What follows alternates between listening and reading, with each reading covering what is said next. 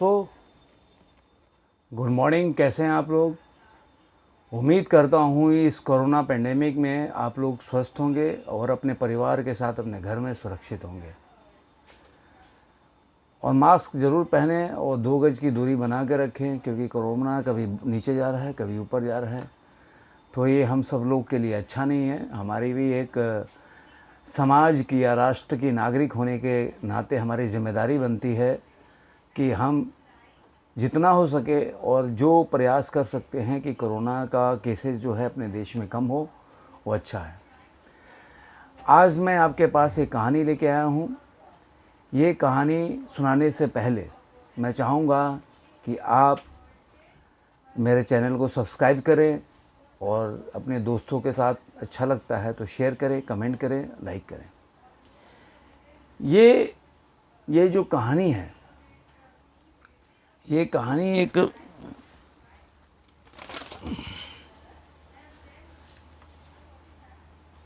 बहुत ही एक छोटा सा गांव था। तो वहाँ एक मछुआरा रहता था। आप लोग जानते हैं मछुआरे की ज़िंदगी में क्या होता है। सुबह निकलना और मच्छी मारते हैं, उसी से वो अपना जीवन यापन चलाते हैं। ये मछुआरों की ज़िंदगी होती है। उनके लिए मछुआरा मच्छी होता है उनके लिए, मतलब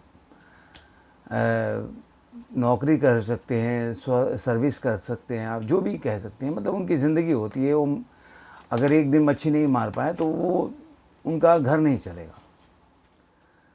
तो ऐसे ही एक गांव में एक मछुआरा रहता था। वो सुबह मच्छी मारने जाता था। जो भी मच्छी मारता था वो उसको बाज़ार में बेच के अपना जीवन यापन चलाता था। एक दिन की बात है, जब वो मच्छी मार रहा था तो उसने 2 बाल्टी रखी हुई थी।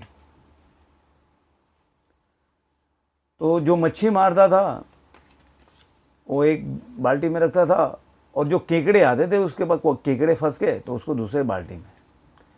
लेकिन दोनों में अंतर ये था कि जिस बाल्टी में मच्छी रखता था उसको ढक के रखा था, और जो केकड़ा था उसको ढक के नहीं रखा था। तो ऐसे ही वो करता रहा 1-2 घंटे तक। तो वहाँ से एक सज्जन गुजर रहे थे, साहूकार थे। तो उन्होंने देखा, यार ये क्या कर रहा है कि बाल्टी तो 2 रखा है, एक को ढका हुआ है मच्छी वाले को और एक को ढका ही नहीं है, तो कर क्या रहा है। तो उसने पूछा कि अरे यार,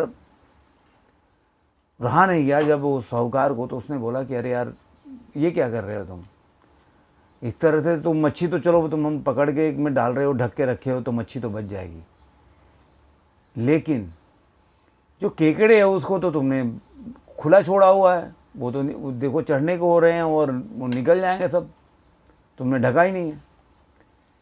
तुम तो बड़ा बेवकूफ़ आदमी हो एकदम, मतलब तुम्हारे पास बुद्धि नाम की कोई चीज़ नहीं है। कह रहा है, सर पूरी ज़िंदगी बीत गई मेरी यही सब काम करते, एक भी केकड़ा बाहर नहीं जा पाएगा। बोला, ये कैसे हो सकता है, तुमने तो केकड़ा ऊपर चढ़ रहे। कह रहा है, आप 2 घंटे से देख रहे थे, आप बोल रहे, लेकिन आपने एक भी केकड़े को बाहर निकलते देखा क्या बाल्टी से? कह रहा नहीं। कह रहा, केकड़ों में एक प्रवृत्ति होती है एक दूसरे की टांग खींचने की।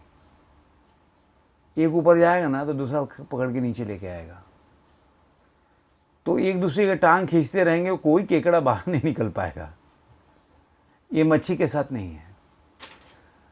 इस कहानी से हमें क्या मिलता है, जरा आप अपने दिमाग पे जोर दें। हमें क्या सबक मिलता है, हम क्या सीख लेते हैं, हम कैसे सोचते हैं इस कहानी को। अलग अलग तरह के लोग अलग अलग विचारों से सोचेंगे। जो इथिकल बात करते हैं वो इथिकल तरीके से इसको सोचेंगे। कोई ये स्टोरी टेलर होगा, एक नॉर्मल स्टोरी की तरह लेगा, लेकिन ये स्टोरी एक बहुत सबक दे के जाता है। हमारे जो समाज में विकृतियाँ फैल रही हैं, द्वेष फैल रहा है, दुश्मनी फैल रही है, क्यों? आखिर ये दुश्मनी जाके दुख में तो तब्दील होती है, क्यों? क्योंकि हम किसी को आगे बढ़ते देखना नहीं चाहते। हमें बर्दाश्त नहीं होगा। हमें जितना अपने खुशी से खुशी नहीं मिलती है ना, उतना दूसरे के दुख से हमें खुशी मिलती है। ये हमारी प्रवृत्ति होती चली जा रही है, और इसको कौन बदलेगा? हम ही बदलेंगे। शुरुआत कहाँ से करेंगे? हम अपने आप से करेंगे। जब हम इस प्रवृत्ति को दूर करेंगे तो एक चेंज चलेगा, जब हम दूसरे को समझाएंगे तो उसका वाइब्रेशन दूसरे पे जाएगा। जो चीज़ आप खुद नहीं कर रहे हैं वो दूसरे को कैसे कर सकते हैं आप? उसमें वो पावर नहीं आता। हाँ, मान लीजिए कि आप अपने बच्चे को सिखाते हैं कि भाई चोरी मत करो या झूठ मत बोलो, और आप झूठ बोल रहे हैं, तो बच्चा का वो वाइब्रेशन, वो पावर जो आपकी एनर्जी का है, जो सच्चाई का पावर है, वो कहाँ से डाइवर्ट होगा, कहाँ से ट्रांसपोर्ट होगा उसके पास? नहीं हो पाएगा। हम अपनी समाज को, अपनी जिंदगी को, अपनी राष्ट्र को, अपनी इंसानियत को एक गड्ढे में ढकेल रहे हैं, एक दूसरे का पैर खींच के। व्यर्थ में, वर्स्ट है, व्यर्थ में, जिससे कोई आपको फायदा नहीं हो रहा है। आपको दूसरे को नुकसान करने से आपको कोई फायदा नहीं मिल रहा है। आपको एक अहंकार, जो आपके अंदर के अहंकार है ना, उसकी तृप्ति होती है, जो अंत में आपको दुख ही देगा। आप किसी के साथ करोगे, कोई आपके साथ करेगा, फिर आप कहने के लिए बचोगे नहीं।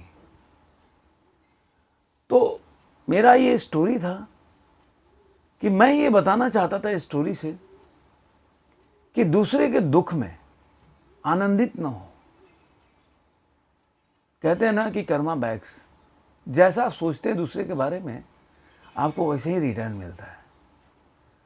तो मेरी एक छोटी सी स्टोरी थी और विनती भी थी कि आप कम से कम दूसरे के सुख से अगर सुख महसूस नहीं कर रहे हैं, आनंद नहीं ले रहे हैं, तो कम से कम न्यूट्रल करना, उसको डाइजेस्ट करना सीखें। प्रयास करें कि हम दूसरे के सुख को भी अपने अंदर समाहित करें, एक नई तरह की शुरुआत करें।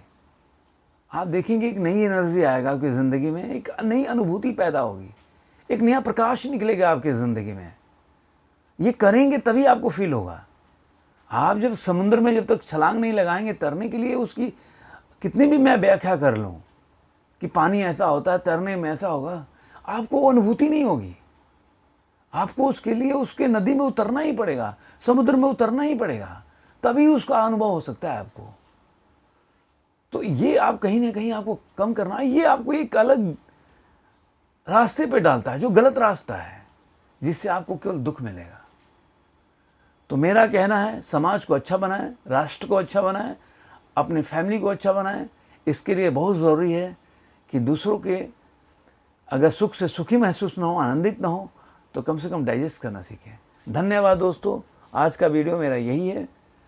अब फिर मिलेंगे किसी और वीडियो में, लेकिन मैं उम्मीद करता हूँ कि आप देखने के साथ मेरे चैनल को सब्सक्राइब करें और अपने दोस्तों के साथ शेयर करें। बहुत मेहनत से वीडियो बनाता हूँ, कोई किताब पढ़ता नहीं हूँ कि लेके एक स्क्रिप्ट लेके बैठ गया मैं बोल रहा हूँ, तो ये माइंड में कई बार मेरे पास थॉट नहीं आते, इसलिए वीडियो बनाने में लेट हो जाता है। अगर मेरे पास स्टोरी भी आ जाता है तो बोलने के, अब उसके साथ जोड़ने के लिए जो आपको मैं बोलना चाहता हूँ वो थॉट भी एक आना चाहिए, तो वो नहीं आ पाता। तो इसके लिए भी एक एनर्जी लगता है, एक अटेम्प्ट लगता है। तो मैं चाहता हूं कि आप चैनल को सब्सक्राइब करेंगे तो मुझे अच्छा लगेगा, मुझे बहुत बूस्ट मिलेगा। धन्यवाद दोस्तों, नमस्कार।